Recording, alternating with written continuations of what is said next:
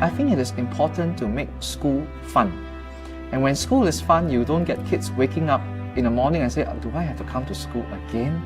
So we embrace technology because it helps us make learning more engaging. I believe that when kids are engaged, when kids are interested, that's where learning takes place.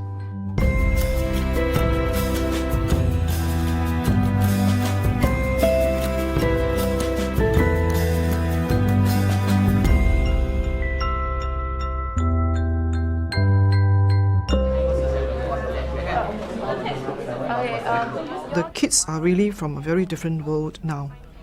And really to reach out to the kids, you need to be savvy with technology. If you're not savvy with technology, you're going to lose the kids in the school.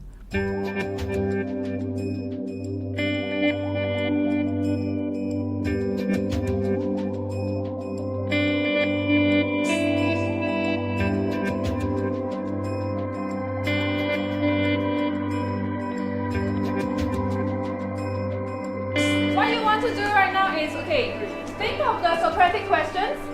Ngee Ann Secondary School is a typical school in Singapore where we take in students with different academic abilities, and we have about 1,512 students in this school, and they all come from the neighborhood. We get students from the age of 13 to about 16. Many students want to come to this school because of its strong program, especially in the use of ICT, Infocom technology. And the teachers here are known to produce very good teaching materials and very innovative teaching ideas to engage the students in the classrooms. In the early 1990s, the teachers really are the monopoly of knowledge, and they are the one that comes to the class to deliver that knowledge so that the students can acquire them. But today, knowledge is no more a monopoly among the teachers, because students can get knowledge from a myriad of sources. And hence, the role of the teacher today is facilitation. That means facilitate students where they could get the right knowledge, how they could synthesize them, how they could discern the information that they get. Velocity is defined as the rate of change of distance with time. Is it true or false? So I want you to tweet me your answer. So this is how you tweet. This is the format that you need to tweet. So you put in @ vote by tweet 1. We look at technology very meaningfully, and we see how can we leverage this technology to make a very significant impact in the classroom instruction. I'll give you an example. In a classroom of 40, it is really impossible to get 40 students to ask 40 questions at one go. When we use the instant messaging tool, we open 40 windows to 40 kids. They could ask 40 questions at the same time, and the teacher could see their thinking on the technology tool that they use. And kids get more excited because they are using the tools that they are very, very good in using, not just the pen and the pencil. Okay, so same thing, we will have 2 students to every terminal. If you have any issues with the terminals, raise your hand and I'll come to you. Okay? Let's go.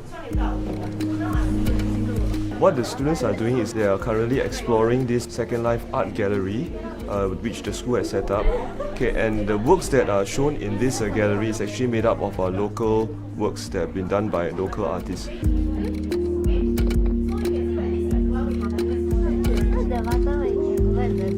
First of all, the online platform is very, very useful because it's something that really engages the students. They will be chatting with one another, about the works using the elements of art, principles of design, as well as reading other students' comments as well. If they would like to, they can actually leave notes for other students to read.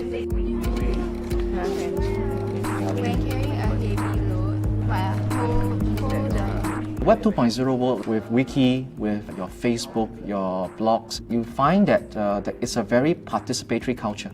It calls for a lot of collaboration. They no longer become just a consumer of knowledge. They actually produce knowledge. What are the important things that you have discovered so far?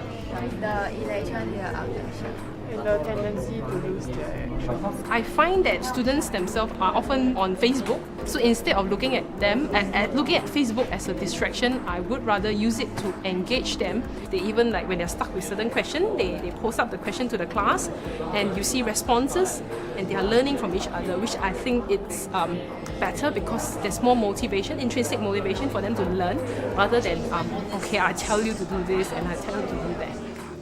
I would say that the teachers in this school, myself included, we scan the globe for best practices.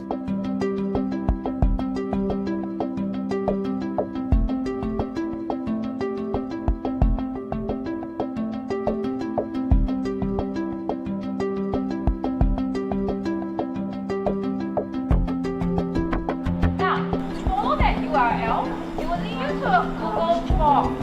Okay? Using that Google form, I want you to key down some of the things that will help you. We are in the process of watching a model lesson that's being run by my colleague here, and the whole process of us watching the lesson is to gain some kind of points from her lesson and also to provide our feedback. We discuss it to come up with a better lesson, because definitely learning grows with sharing and communication, and there's definitely scope for improvement for any lesson. Alright, first of all, I understand that the purpose of this Skype session, we want to confirm the suitability of the pretest. Is this the common agenda that we have? Yes, the common agenda. Yeah, that's right, yeah. Okay. Maybe we can think about is if we give it to the children as is, some of them might actually come up with the idea of the steepness of the slope. There's always something new to learn. You're never at a standstill. You're always moving ahead, pushing boundaries, trying to discover new things, new ways of teaching. So it's exciting, because even if the pedagogy is sound, there's always a technology that's always challenging us, and we always have to find new ways to connect with the kids and to challenge them.